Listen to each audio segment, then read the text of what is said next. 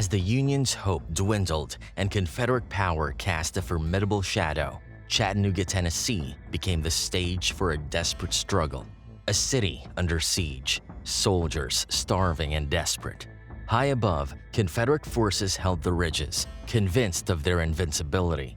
For the Union, Chattanooga was more than a battlefield. It was a critical gateway to the South, their last hope. This is the haunting story of the Battle of Chattanooga, a tale of bravery, devastating losses, and how one man's decision turned the tide of the Civil War. Welcome to Historical Digs, where we uncover secrets from the annals of history. Chattanooga, the lead-up. Overview of the Civil War state in late 1863. The Battle of Chattanooga was a turning point in the Civil War, marked by strategic brilliance and devastating consequences. By late 1863, the American Civil War had reached a turning point as Union and Confederate forces struggled to dominate the Western theater. The Confederacy controlled much of the South, and Chattanooga, Tennessee emerged as a vital strategic hub.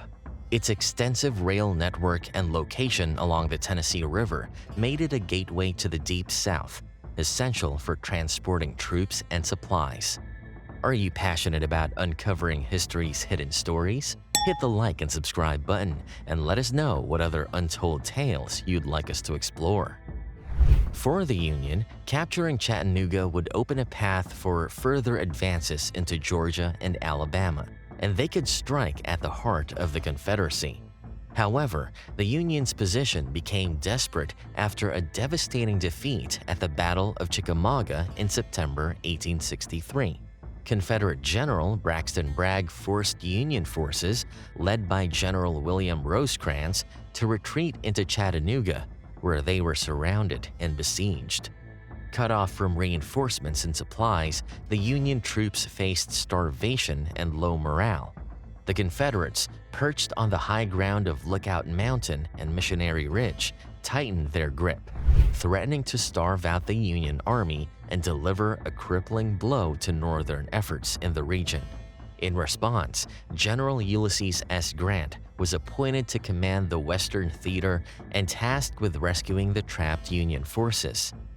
Known for his resilience, Grant swiftly organized reinforcements and supply lines to break the siege. The key leaders. General Ulysses S. Grant coordinated closely with General George H. Thomas, whose steadfast defense earned him the nickname the Rock of Chickamauga, while also relying on key leaders like General William Tecumseh Sherman, commanding an ambitious flanking maneuver, and General Joseph Hooker, leading forces to secure vital positions. On the Confederate side, General Braxton Bragg grappled with mounting criticism from his subordinates and deepening internal divisions within his command, which eroded both morale and strategic cohesion. This stark contrast in leadership and strategy set the stage for the dramatic Chattanooga Campaign, a pivotal series of battles that would determine control of the South's gateway and decisively shift the momentum of the war in favor of the Union. The Siege of Chattanooga. Challenges faced by the Union Army. The hills of Chattanooga loomed like silent sentinels, their rocky peaks shrouded in mist, casting long shadows over the Union soldiers trapped below. Hunger gnawed at their bellies like an insatiable beast, and despair clung to them, heavier than their tattered uniforms. This was no ordinary siege, it was a trial by starvation, an ordeal of shattered spirits and fading hope. For weeks, the Union Army had been cornered, hemmed in by Confederate forces perched atop Lookout Mountain and Missionary Ridge. The rebels controlled the supply lines, choking off any hope of sustenance. The soldiers' rations dwindled to crumbs. Grant's arrival. On October 23rd, Ulysses S. Grant arrived. His very presence breathed life into the dying embers of hope. Grant's priority was to reopen the supply lines, known as the Cracker Line, a lifeline threaded through enemy territory. According to JFC Fuller, within 5 days of Grant's arrival in Chattanooga, the road to Bridgeport was opened, and within a week, the troops were receiving full rations, were being reclothed and resupplied with ammunition, and a cheerfulness prevailed not before enjoyed in many weeks. Neither officers nor men looked upon themselves any longer as doomed. The change was immediate and profound, as bread and meat replaced hunger pains. A spark of life returned to the soldiers. Grant's phenomenal leadership worked miracles on morale. Under his watch, the Union Army transformed from a broken force on the brink of collapse into a cohesive, battle-ready machine. Key tactical decisions by Grant. The success of the Union Cracker Line. Union forces under General George Thomas launched a surprise amphibious landing at Brown's Ferry on October 27, 1863.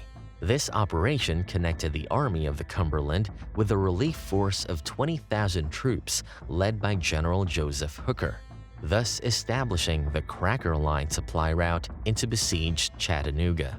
This lifeline brought much-needed reinforcements and provisions, significantly improving the prospects for Grant's forces. The Confederates, under General Braxton Bragg, responded swiftly, ordering General James Longstreet to disrupt the Union hold on Lookout Valley. This led to the Battle of Wauhatchie from October 28th to 29th, a rare nighttime clash during the Civil War. Despite the challenging conditions, Union forces repelled the Confederate assault, securing the Cracker Line and ensuring a steady flow of supplies to Chattanooga. This victory set the stage for the Union's eventual triumph in the region. Plan to break the siege. Grant's plan to break the siege was as bold as it was complex. Facing a heavily fortified Confederate line, he devised a three-pronged assault. 1. General William Tecumseh Sherman would attack the Confederate right flank at Tunnel Hill, drawing attention away from the center. 2. General Joseph Hooker would launch an assault on Lookout Mountain, a towering position dominating the battlefield. 3. General George Thomas and the Army of the Cumberland would strike the Confederate center at Missionary Ridge. Lookout Mountain, the battle above the clouds. On November 24th, Hooker's men began their assault on Lookout Mountain. Shrouded in dense fog, the battle turned into a surreal spectacle. Union forces climbed the slopes, clashing with Confederate defenders. By the end of the day, they had driven the Confederates from their positions and secured the high ground. This victory was a morale booster for the Union and a devastating blow to the Confederate defense. Missionary Ridge, the unexpected victory. The next day, November 25th, saw the most dramatic moment of the campaign. The day began with General William Tecumseh Sherman launching a determined assault on the Confederate right flank at Tunnel Hill, attempting to break through the enemy's defenses. Despite fierce resistance and heavy losses, Sherman's forces drew significant Confederate attention, setting the stage for Grant's next move. Grant then ordered General George H. Thomas's troops to advance toward Missionary Ridge, not to scale it, but to create a diversion. What happened next shocked everyone. Driven by their success and a thirst for victory, Union soldiers charged up the ridge under heavy fire. Against all odds, they broke through the Confederate line, forcing the defenders into a chaotic retreat. Grant's gamble had paid off. The seemingly impregnable ridge had fallen. Chattanooga was now in Union's hands, and the Confederacy's hold on the region was shattered. Confederate collapse. Tactical blunders by General Bragg. General Braxton Bragg, commander of the Confederate Army of Tennessee, failed to adequately reinforce critical positions such as Lookout Mountain and Missionary Ridge. His overconfidence in the natural strength of these positions led him to underestimate the Union's determination and capability. When Union troops launched their unexpected and relentless assaults, the Confederate lines buckled. Troops that might have been sent to strengthen the defenses were instead spread thin or misdirected, leaving key areas vulnerable to Union breakthroughs. His internal disputes with his subordinates created rifts among his generals. As a result, he issued contradictory orders that left his forces unsure of how to respond to the Union attacks. For instance, his failure to recognize the threat posed by General Hooker's assault on Lookout Mountain and General Thomas's surge up Missionary Ridge was a catastrophic oversight. Bragg's inability to adapt to rapidly changing battlefield conditions sealed the Confederacy's fate, allowing the Union forces to exploit weaknesses and shatter the Southern lines. The psychological impact on Confederate soldiers. For the Confederate soldiers, the collapse of their defenses was a devastating blow to their morale. Many had stood resolutely for months, enduring harsh conditions and the constant threat of Union assaults, only to see their leaders falter when it mattered most. The psychological toll was far worse than any physical defeat on the battlefield. Scenes of retreat and disorder. The Confederate retreat from Chattanooga was a scene of chaos and despair. Once proud soldiers abandoned their positions, leaving behind weapons and supplies, desperate to escape the advancing Union forces.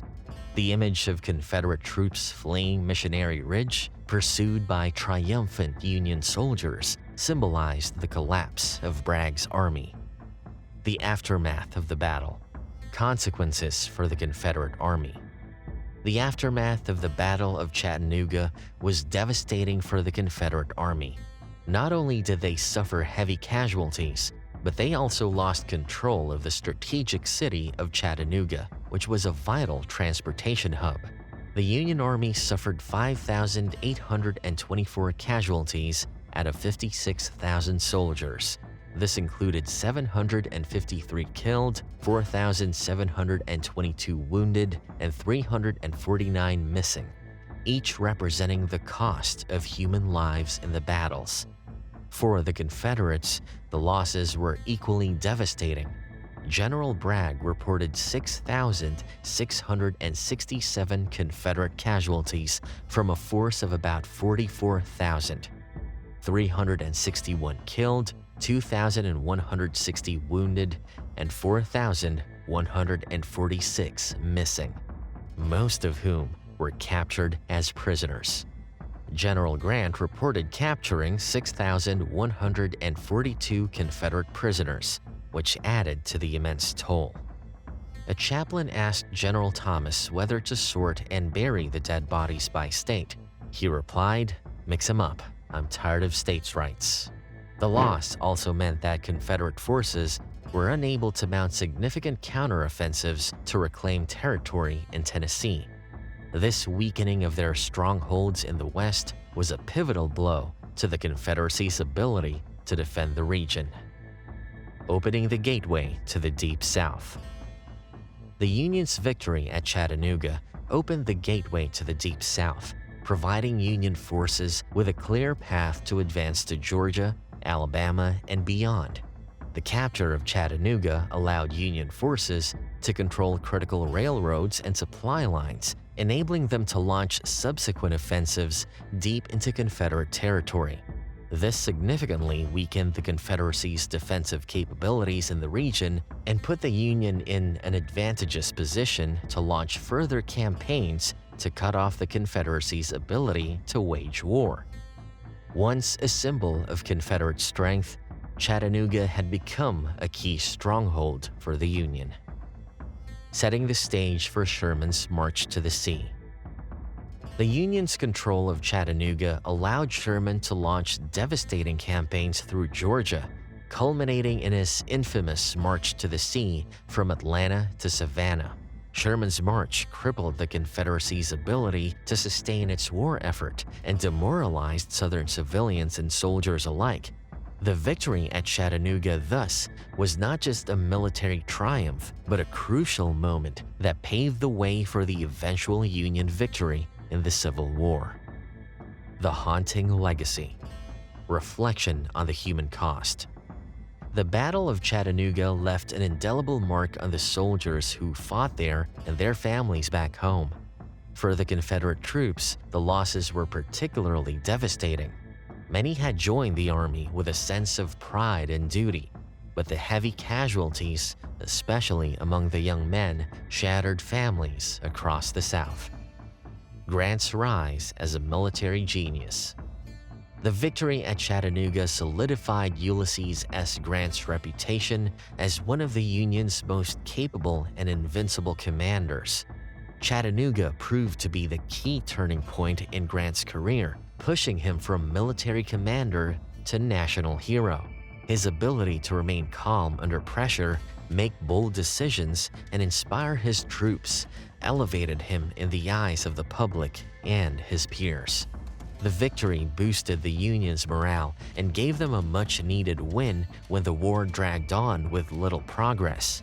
It proved Grant's mettle and foresight, making him the obvious choice to lead the Union to victory in the subsequent years. Grant's name had become synonymous with military success by the time the war ended. Chattanooga wasn't just a battle. It was a defining moment in American history where leadership, sacrifice, and strategy collided to shape the future of a nation. As we reflect on these events, let's ask ourselves, how can the lessons of Chattanooga inspire us today? Leadership in critical moments doesn't just change battles, it changes lives. Take a moment to consider how bold decisions and united efforts can lead to transformative outcomes in our own lives and communities. Thank you for joining us in exploring the haunting truth behind the Union victory at the Battle of Chattanooga. Don't forget to subscribe and come back for more history digs.